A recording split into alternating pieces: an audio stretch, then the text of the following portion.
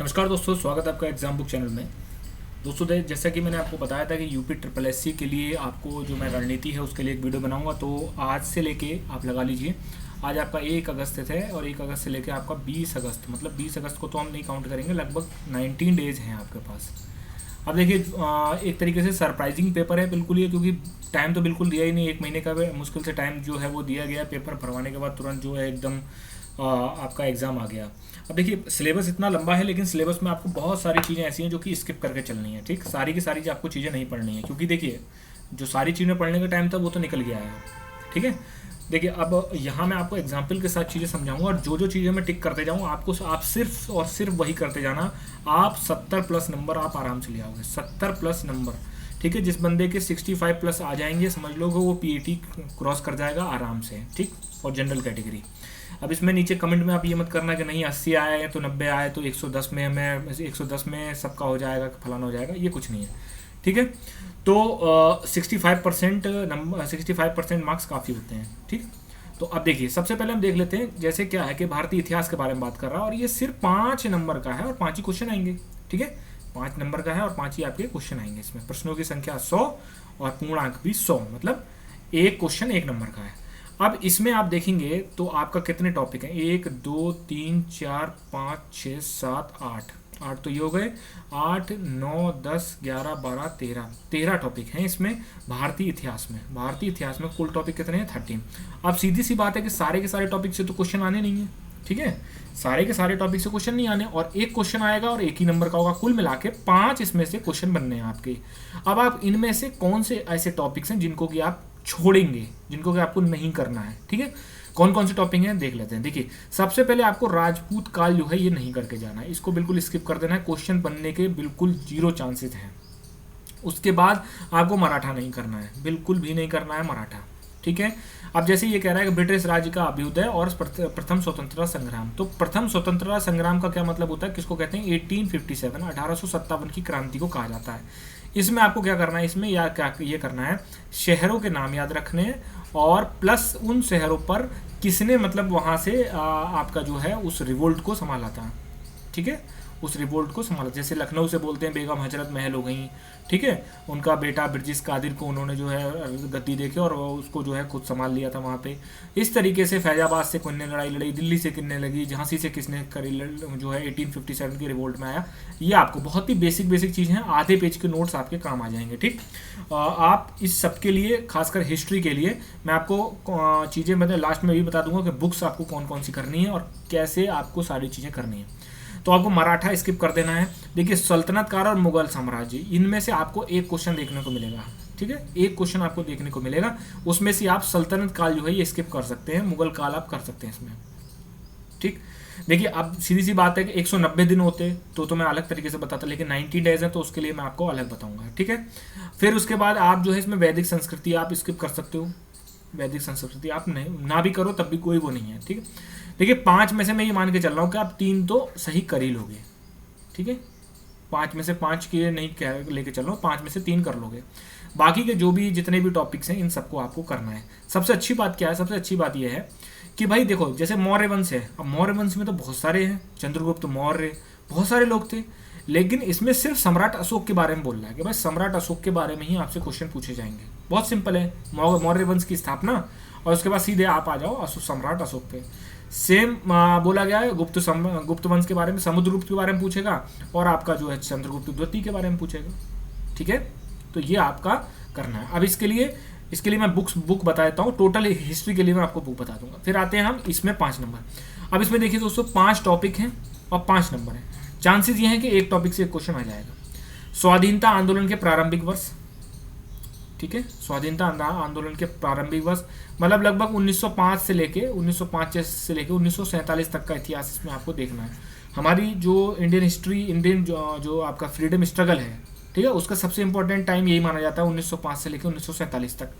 तो आपको इसमें करना है, इसमें आपको 1905 का युद्ध, जो मेजर जो चीज़ें हुई हैं ना, 1905, 1907, 1909, 1911, तो ये चीज़ें आपको जो है उसमें मोटी मोटी चीज़ें आप देख लेंगे। जैसे स्वाधीनता आंदोलन के प्रारंभिक वर्ष, स्वदेशी व सविनय अवज्ञा आंदोलन, महात्मा गांधी तथा अन्य नेताओं की भूमिका।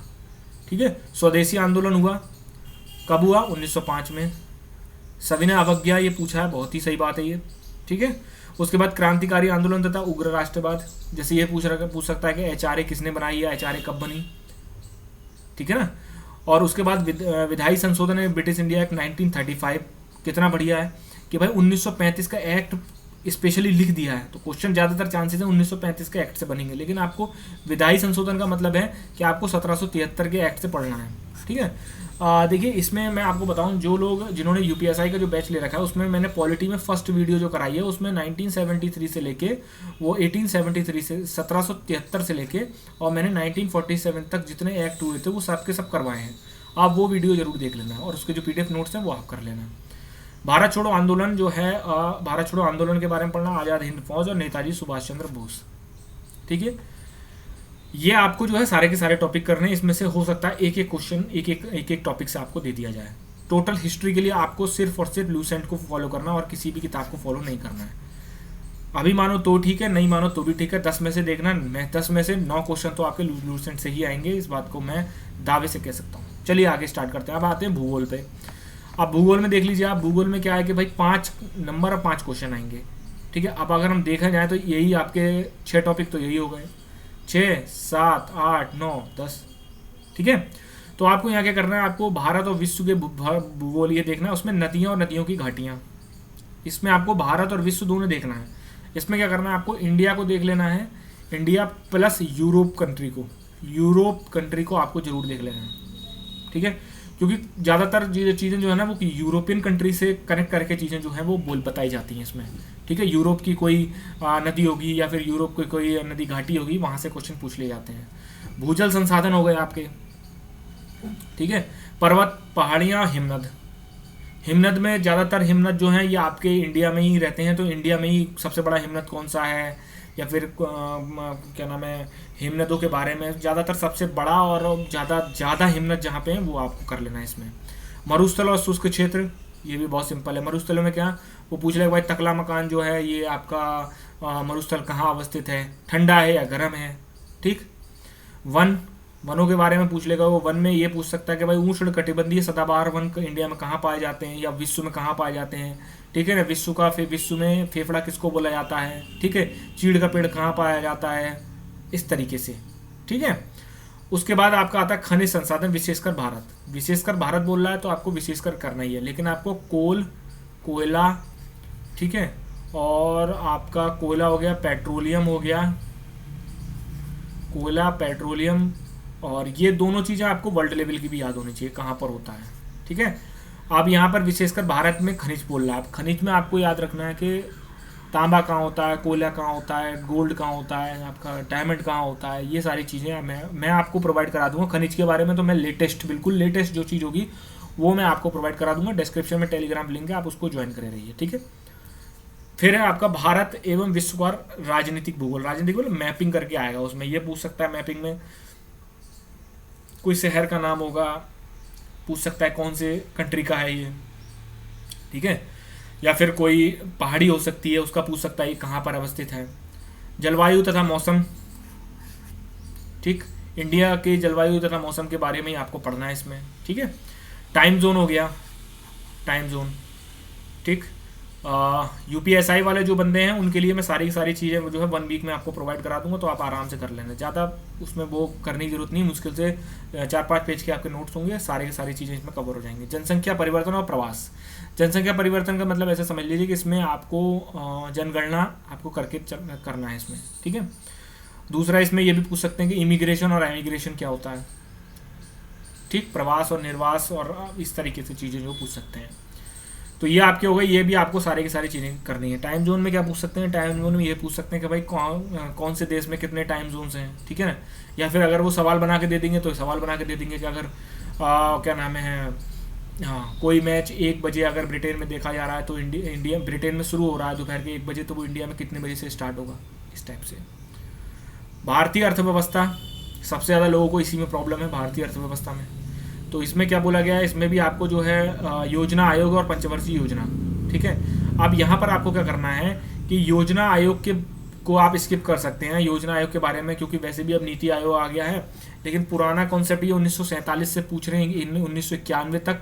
1991 तक इसलिए पूछ रहे हैं कि 1991 के बाद एलपीजी जो है वो आ गया था, क्या उदारीकरण आ गया था, इस वजह से उस 1991 के बाद की पूरी अर्थव्यवस्था जो है वो बदल जाती है।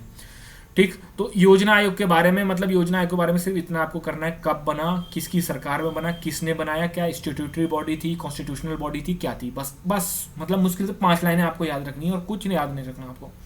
पंचवर्षीय योजना में आपको बहुत अच्छे से याद रखना है कि पहली पंचवर्षीय योजना में क्या टारगेट था, किसने बनाई, किस मॉडल पे थी, गरीबी हटाओ कौन सी योजना में नारा दिया गया, ठीक है ना। आपका जो है सस्टेनेबल डेवलपमेंट कौन सी पंचवर्षीय योजना का आपका टारगेट था, इस तरीके की चीज़ें। ये मैंने यूपीएससी वालों को, आप सभी को जो इकोनॉमिक्स के नोट्स दिए हैं आप उसमें से करिएगा पूरा। मिश्रित अर्थव्यवस्था का विकास निजी एवं सार्वजनिक क्षेत्र, ठीक है। अब मिश्रित अर्थव्यवस्था होती क्या है ये आपको सबसे पहले पता होना चाहिए, ठीक। बंद अर्थव्यवस्था क्या होती है, मिश्रित अर्थव्यवस्था क्या होती है, खुली अर्थव्यवस्था क्या होती है, ये सारी चीज़ें आपको पता होनी। निजी मतलब प्राइवेट, और सार्वजनिक क्षेत्र मतलब गवर्नमेंट, ठीक। अभी इन्होंने टॉपिक लिख दिया लेकिन इस टॉपिक में काफ़ी सारी चीज़ें, इसलिए मैं तो आपसे ये कहूँगा अगर आप ये टॉपिक को छोड़ सकते हो तो आप इसको बिल्कुल स्किप करके जाइए। बस आपको ये पता होना चाहिए कि मिश्रित अर्थव्यवस्था क्या होती है, ठीक है। किस अर्थव्यवस्था को बंदर अर्थव्यवस्था बोलेंगे, किस अर्थव्यवस्था को मिश्रित अर्थव्यवस्था बोलेंगे, मिक्स्ड इकोनॉमी। हरित क्रांति बहुत ही अच्छी चीज़ है, बहुत ही आपको पढ़ के जानी है, कब शुरू हुई, किसने स्टार्ट करी, कब तक चली, क्या फ़ायदा हुआ, कौन से स्टेट में चली। हरित क्रांति आपकी खत्म। दुग्ध विकास जो है, ऑपरेशन फ्लड, ठीक है ना, किसने स्टार्ट किया, कब स्टार्ट हुआ, कितने आज के समय में इंडिया क्या स्टैंड करता है दूध में, ठीक है, वर्ल्ड लेवल पे कौन से नंबर पे है, ये आपको इसमें याद करना है। ऑपरेशन फ्लड कब स्टार्ट हुआ, ठीक है, सीधा पूछ सकता क्वेश्चन, निम्न में से ऑपरेशन फ्लड किससे संबंधित है, दूध विकास से, पेयजल आपका संसाधनों के उससे, या फिर जो है रेन वाटर हार्वेस्टिंग, मतलब ऑप्शंस में पूछ सकता है, वो घुमा के पूछ सकता है। तो अगर किसी ने नहीं पढ़ा ऑपरेशन फ्लड से तो वो सीधे ला देगा ना, हाँ बाढ़ रोकथाम के लिए हो सकता है भाई। इसमें अगर आपने नहीं पढ़ा है तो ऑपरेशन फ्लड का मतलब ये भी तो समझ सकते हो ना कि ऑपरेशन फ्लड मतलब बाढ़ से या फिर सुनामी से बचाव कार्यक्रम था वो, ठीक। बैंकों का राष्ट्रीयकरण, कितनी बैंकों का राष्ट्रीयकरण किया गया था, सुधार के लिए कौन सी समिति थी, कौन सी आरबीआई की समिति थी जिसके बेसिस पर सुधारों को लाया गया था, बैंकों का राष्ट्रीयकरण कर दिया गया था। बैंकों का राष्ट्रीयकरण किसने किया था ये भी आपको पता होना चाहिए, कौन प्रधानमंत्री था उस टाइम पे, किस सन में हुआ, ये सारी चीज़ें होंगी। देखिए पता है इसमें जो टॉपिक्स दिए ना, मैं कहता हूँ जिस बंदे ने ये बनाया है ना सिलेबस, बहुत ही मतलब बढ़िया, मैं तो उसको कहूँगा, क्रेडिट दूंगा कि एक ही चीज़ को क्लियर बता दिया कि हाँ ये टॉपिक है भैया, कोई घोल मोल करके नहीं बताया कि आदमी जो है पढ़ता ही चले जाए, पढ़ते ही चले जाए, पढ़ते ही चले जाए। फिर आपके 1991 में आर्थिक सुधार क्या हुए, आर्थिक सुधार का मतलब होता है एलपीजी। 1991 में हुआ था ना आपको, उदारीकरण, वैश्वीकरण, ठीक है, निजीकरण, ये हुआ था। कब हुआ था ये, ठीक, इसके और उसके बाद की अर्थव्यवस्था, मतलब क्या फायदा हुआ उससे, ठीक है, उससे आपको क्या फायदा हुआ ये भी आपको जो है पता होना चाहिए, ठीक है। 2014 के पश्चात, मतलब जब मेनली जो है आपका मोदी गवर्नमेंट आ गई, उसके बाद क्या हुआ, कृषियों में कौन से सुधार हुए। अब कृषियों में सुधार के लिए आपको क्या करना है, कृषियों में जो योजनाएं चल रही है ना उनको आपको इसमें करना है, जैसे कृषि सिंचाई योजना, कृषि बीमा योजना, ये योजनाएं जो है वो, किसान सम्मान निधि, ये आपको इसमें याद करनी पड़ेंगी, ठीक है। ढांचा का सुधार क्या हुआ, मतलब आपका ओवरऑल सुधार क्या हुआ, उसमें कोई बड़ी चीज हुई, कोई बड़ी योजना चली, ये आपको। श्रम सुधार क्या हुए, ये चीज़ें करनी है। अब श्रम सुधारों में ये नहीं कि कोई इंपॉर्टेंट हो तभी करना, लिखने के लिए उन्होंने लिख दिया है, लेकिन कोई इंपॉर्टेंट चीज़ हो तभी करना। श्रम सुधारों में आपको आपके लिए जो है जो ये मनरेगा योजना है इसको आपको ध्यान देना पड़ेगा यहाँ पे। ये नहीं कि फैक्ट करते चले जा रहे हैं कि 14.03% ये हुआ था, ये नहीं आएगा आपके में। फिर है आर्थिक सुधार। 14 के बाद जो है आर्थिक सुधार कौन कौन से हुए, बड़े बड़े आर्थिक सुधारों को आपको याद कर लेना है। जैसे कि आपका जीएसटी आया, जीएसटी भी आर्थिक सुधारों में। डायरेक्ट टैक्सेस, इनडायरेक्ट टैक्सेस में क्या क्या अंतर आया, ठीक।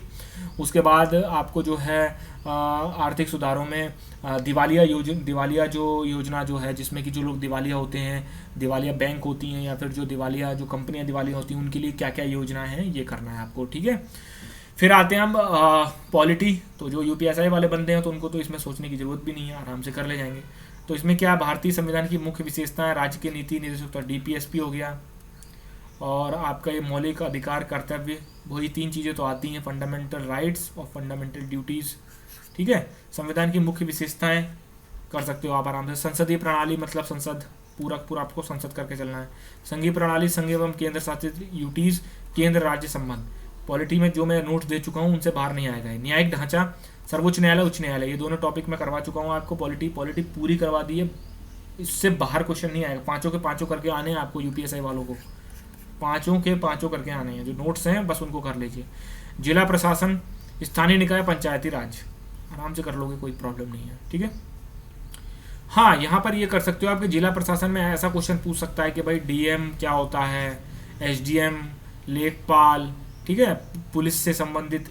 मुझे तो जहाँ तक मुझे मेरा मानना है कि इसको आप स्किप करके चल सकते हो, इससे क्वेश्चन बनने के चांसेस नहीं है। सामान्य विज्ञान सिंपल है, भौतिक विज्ञान, रसायन विज्ञान और जीव विज्ञान। सीधे सीधे आपको क्या चलना है, आपको सिर्फ और सिर्फ लूसेंट को करना है। लूसेंट से बाहर कुछ नहीं आएगा इसमें से। ठीक है, चलिए इतना हो गया। ये बहुत सारे आप में से अर्थव्यवस्था के बारे में पूछोगे तो मैं अर्थव्यवस्था के लिए भी ये कहूँगा कि आप लूसेंट को रीड कर लो, तो 5 में से 3 क्वेश्चन के करीब आप आराम से कराओगे वहाँ पे। ठीक है, फिर बात करते हैं प्रारंभिक अंकगणित की। तो प्रारंभिक अंकगणित में आप एक चीज़ ध्यान रखना कि प्रतिशतता और औसत, मतलब पूरा का पूरा आपको रट लेना, पूरा बढ़िया तरीके से आपको आना चाहिए। रीज़न मैं बता रहा हूँ आपको क्या है। ठीक है, रीज़न मैं आगे आपको बताऊँगा कि ये 2 चैप्टर कैसे आपको 20 नंबर दिलवा सकते हैं, सिर्फ यही 2 चैप्टर आगे बताता हूँ मैं। देखिए जैसे कि इसमें दिया है पूर्ण संख्या, इसमें आपको नंबर सिस्टम वाला चैप्टर पूरा कर लेना है। भिन्न और दशमलव, एसडी यादव बुक ले लीजिए, एसडी यादव, सारा सिलेबस उसमें दे रखा है। ठीक है, सारे सिलेबस के लिए मुश्किल से 6 टॉपिक है, एक क्वेश्चन भी देंगे तब भी एक टॉपिक छोड़ना पड़ेगा। ठीक है, उसके बाद साधारण एवं अंकगणितीय समीकरण, सिंपल जो इक्वेशंस आती हैं। ठीक है, x + y = इतना हो गया तो y² इतना दे रखा है तो ये कितना हो, x की वैल्यू कितनी आएगी, इस टाइप से क्वेश्चन आ सकते हैं इसमें। वर्ग और वर्गमूल, घातांक और घात। ठीक है, बहुत सिंपल तरीके के टॉपिक हैं, आराम से कर सकते हो। सामान्य हिंदी, लूसेंट की सामान्य हिंदी, उससे बाहर कुछ भी नहीं। उसमें क्या है, विलोम शब्द, पर्यायवाची, वाक्यांशों के एक शब्द, और उसके बाद समश्रुत भिन्नार्थ शब्द, मुहावरे, लोकोक्तियाँ, सामान्य शुद्धियाँ, ये जो हैं ये तो आपको रटने वाली चीज़ें हैं। संधि, लिंग, ये भी आप रटने वाली चीज़ें एक बार पढ़ लेंगे। लेखक और रचनाएं, इनसे एक क्वेश्चन आएगा बस, इसलिए ज़्यादा मतलब अपना दिमाग मत खराब करना। 10 मैं आपको जो है 10 ऐसे लेखक दे दूंगा। ठीक है, और कोशिश करूंगा कि उनकी रचनाएं भी मैं आपको दे दूं, टेलीग्राम चैनल में मैं डाल दूंगा, आप उसको देख लेना, लेकिन अभी नहीं, 1 वीक लग जाएगा। इंग्लिश, जो इंग्लिश में 0 है वो बिल्कुल स्किप करके जा सकता है। गद्यांश कर सकता है, 2-3 गद्यांशों की प्रैक्टिस कर लीजिए बस। अंग्रेजी व्याकरण, यहाँ पर कॉन्सेप्ट ये रहेगा 3-2 का। 2 क्वेश्चन आपके अनसीन पैसेज से आएंगे, 3 क्वेश्चन आपके आएंगे ग्रामर से। इसके लिए ना तो मैं कोई बुक बताऊंगा, ना मैं आपको वो करूंगा। लॉजिकल, आपका ये आगा पार्ट रीजनिंग का। देखिए कुछ चीज़ें तो सीधी हैं, कोडिंग, डिकोडिंग, कैलेंडर, समूह से भिन्न को अलग करना, जैसे इसमें कैसे क्वेश्चन आएंगे, जैसे ऐसे देगा, ऐसे देगा, घोड़ा, हाथी, शेर, बाज। अब समूह में से भिन्न अर्थ, अब देखिए घोड़ा भी आपका मैमल है, हाथी भी मैमल है, शेर भी मैमल है, बाज जो है वो मैमल नहीं है, तो इसलिए बाज इसका आंसर हो जाएगा। इस तरीके से संबंध में ब्लड रिलेशन, क्रम और रैंकिंग। ठीक है, क्रम और रैंकिंग मतलब वो दूसरे नंबर पे है, शुरू से 8वें नंबर पे है और नीचे से 10वें नंबर पे है, तो वो बताइए कौन सी नंबर पे होगा। टोटल 42 की स्ट्रेंथ दे रखी, इस तरीके से। बृहत और लघु, राम सीता से मोटा है, उससे लंबा है, ये है वो है, इस टाइप के जो क्वेश्चन आते हैं वो होगा। ठीक है, कारण और प्रभाव में क्या होगा, कारण और प्रभाव में होगा कि जैसे कोई कारण दे दिया आपको, कोई स्टेटमेंट दे दिया, उसके नीचे आपको जो है 2 स्टेटमेंट में प्रभाव दे दिया जाएगा।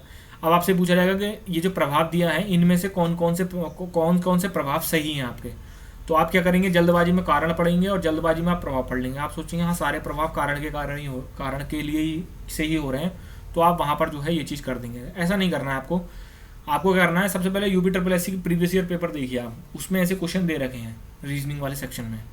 इसमें क्या होता है, इसमें प्रभाव आपको देखने में तो पढ़ने में तो सारे ऐसे लगेंगे हाँ यार ये तो सही कह रहा है, लेकिन आपको ध्यान रखना है कारण क्या दे रखा है, उस कारण के बेस पे ही प्रभाव आप करेंगे। बिल्कुल वैसे ही जैसे कथन तर्क वाले क्वेश्चन ये रहे, कथन तर्क वाले क्वेश्चन यहाँ से आएंगे। साइलो जो वाले जो क्वेश्चन आते हैं निगमनात्मक तर्क साइलो को बोलते हैं, साइलो वाले क्वेश्चन यहाँ से आएंगे आपके। ठीक है, समसामयिकी घटनासार मैंने किताब बताई है, घटनासार आप इसको ले सकते हैं। इसके लिए आर के झा करके एक किताब आती है, आर के झा या आर के ओझा करके बुक आती है अरिहंत की, आप उसको ले लीजिए फॉर हिंदी मीडियम के लिए, बहुत ही अच्छी किताब है।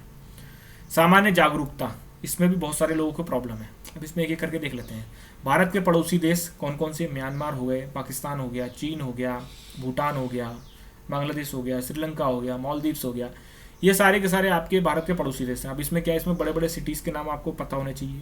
ठीक है, राजधानियाँ कौन सी हैं वो पता होना चाहिए, बस इससे ज़्यादा नहीं। देश राजधानी मुद्रा, बहुत ओल्ड टाइम के क्वेश्चन है, आ भी सकता है इससे, नहीं भी आ सकता है, बहुत पहले आते थे, 8 साल 10 साल पहले ही ऐसे क्वेश्चन आते थे, इसकी राजधानी क्या है, मुद्रा क्या है, लेकिन आपको तब भी बड़े बड़े कंट्रीज़ के आपको याद करके रखनी है। भारत के राज्य और केंद्र शासित प्रदेश, भारत के राज्य और केंद्र शासित प्रदेश, इसमें क्या है कि स्टेट्स को आपको पता करना चाहिए, स्टेट और उनकी राजधानियाँ और केंद्र शासित प्रदेश कितने हैं, कहाँ पर हैं, बस ज़्यादा नहीं।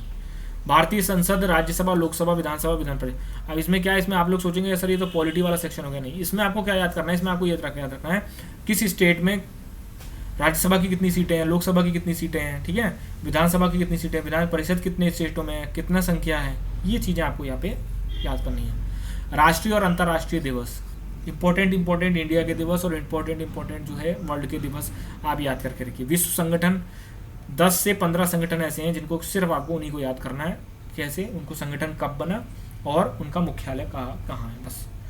पर्यटन स्थल, ठीक है, इसके लिए भी मैं आपको नोट्स दूंगा, ठीक, नोट्स मैं अभी प्रिपेयर कर रहा हूँ, हैंड रिटन नोट्स होंगे वो, तो आपको वो चीज़ मैं दे दूंगा, लेकिन 1 वीक आपका लग जाएगा, टेलीग्राम पे मैं वो चीज़ दे दूंगा। भारतीय पर्यटन स्थल, क्योंकि इतने सारे हैं ना, खासकर इनमें याद रखिएगा साउथ और नॉर्थ ईस्ट को आप फोकस करके चलना, साउथ को और नॉर्थ ईस्ट को। भारत की कला एवं संस्कृति में सेम है, डांसिंग फॉर्म्स आपको पता होना चाहिए, उसके बाद आपको त्यौहार पता होना चाहिए, ठीक है, डांसिंग फॉर्म्स, त्यौहार, ये सारी चीज़ें आपको पता होनी चाहिए। भारत और विश्व के खेल, वर्ल्ड के खेल कौन कौन से हैं ये आपको पता होना चाहिए। खेल में कौन सा खेल कहाँ का है, इंडिया में कौन से स्टेट में कौन सा खेल खेला जाता है, वर्ल्ड में कौन सा खेला जाता है, कितने खिलाड़ी होते हैं। भारतीय अनुसंधान संस्थान, भाई केला अनुसंधान कहाँ है, तंबाकू अनुसंधान कहाँ है, आपका आलू अनुसंधान कहाँ है, ये सारी चीज़ें आपको इसमें पता होनी चाहिए। प्रसिद्ध पुस्तकें एवं लेखक, करंट अफेयर्स वाला जो सेक्शन है वहीं से आपको कर लीजिए, इसके लिए स्पेशल कुछ करने की जरूरत नहीं। पुरस्कार और विजेता, ये भी करंट में ही आप कवर कर लेंगे। जलवायु परिवर्तन एवं पर्यावरण, इसमें क्या है, इसमें जो मैंने एनवायरनमेंट के आपको नोट्स दिए हैं फॉर यूपीएसआई वालों के लिए, वो आप यहाँ से कवर कर सकते हैं। इसमें क्वेश्चन ऐसे आ सकता है कि निम्न में से कौन सा जो है वो कार्निवोरस है, या फिर एजेंडा 21 किससे संबंधित है, ठीक है ना, आपका पेरिस समझौता कब किया गया, ठीक, ये सारी चीज़ें जो हैं वो आपका इस यहाँ से आपको आएंगी, ठीक। फिर है आपका 13वां सिंपल है, 5 क्वेश्चन आएंगे हिंदी। अब हाँ देखिए, मैं आपसे क्या कहना चाहता हूँ, देखिए हिंदी में जो अपठित गद्यांश है 10, ये 10 के 10 नंबर आपके फ्री के हैं, प्रत्येक पर 5 क्वेश्चन, मतलब विवेचना और विश्लेषण पर अलग अलग 5-5 क्वेश्चन आएंगे, 5 + 5, आराम से आप इसमें से 10 में से 10 ला सकते हैं, ठीक। अब जो मैं बता रहा था ऊपर मैथ के लिए कि आपको जो है प्रतिशतता और औसत, ये 2 टॉपिक कैसे आपको 20 नंबर दिलवाएंगे, ऐसे दिलवाएंगे। देखिए जो ग्राफ वाले क्वेश्चन होंगे ना, ग्राफ वाले और तालिका वाले, ग्राफ वाले कैसे क्वेश्चन आएंगे, ऐसे आएंगे,